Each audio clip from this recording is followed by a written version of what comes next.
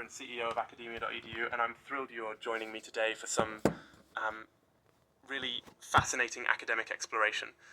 Today we're taking a look at a review by Eric Wahlberg. Yeah, that's Eric Wahlberg.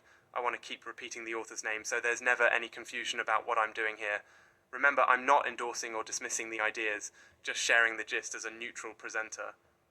All right. The paper, or rather this review, dives into a book by Jeffrey Kripal called How to Think Impossibly, Towards a Scientific-ufology, and honestly, the title alone should tell you you're in for something a bit. Things like UFO sightings, religious miracles, precognitive dreams, near-death encounters, all this strange, hard-to-quantify stuff that persists despite centuries of rational scientific culture basically waving it all away. What do we do with this mountain of anomalous experiences? Should we treat them as delusions, as signals from another world, or as invitations to rethink what we call real? It's a huge question, and one I think is pretty significant because, well, look around. The majority of us know someone who's had one of these impossible experiences, or we've wondered about them ourselves, right? If even a fraction of them reflect some real phenomena, then dismissing them outright could be blinding ourselves to major aspects of reality, consciousness, or just what it means to be human. So it matters because it's about literally expanding what we accept as possibility. So let's get into some of the arguments and key findings Wahlberg brings out from Kripal's work. Again, totally not saying these are true, just giving you Wahlberg's summary and the ideas being tossed around. First up, Kripal and Wahlberg wrestle with the idea that impossible things happen to people, and not just isolated weirdos, but historical figures, religious founders, literary giants, and probably your neighbor. These experiences range from UFO abductions to visions, precognitive dreams, and mysterious healings.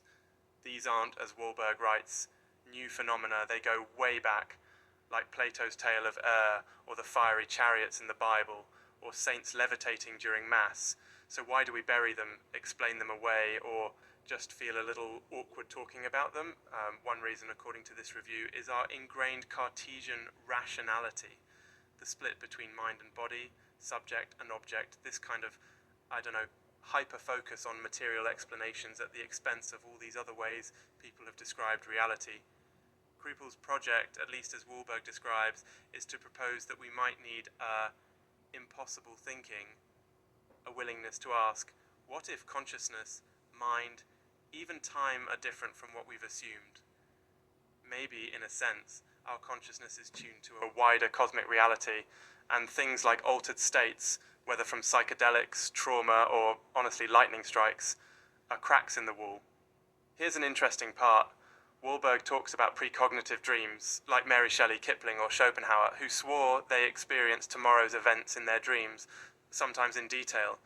Kripal sees these as maybe evidence for block time, where past, present, and future are, like, all part of one big lump, and what we call linear time is just the mind's way of organizing things. When people have these dreams, maybe the future slips into the present. That's a mind bender, right? And then, of course, UFOs.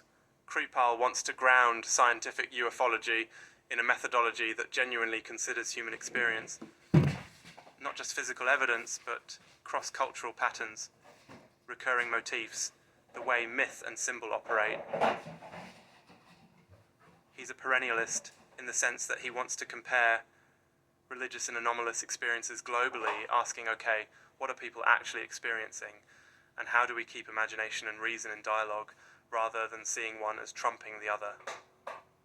There's even a bit about laughter playing a role, a kind of playfulness in approaching the weird, which honestly is a pretty refreshing stance for a topic so often weighed down with doom and gloom. Now, personal digression, this reminds me of the time I tried to explain the concept of time zones to my grandmother, and she just said, "Richard, I refuse to believe it's tomorrow in Australia." There's something deep about the way we resist ideas that don't fit our experience.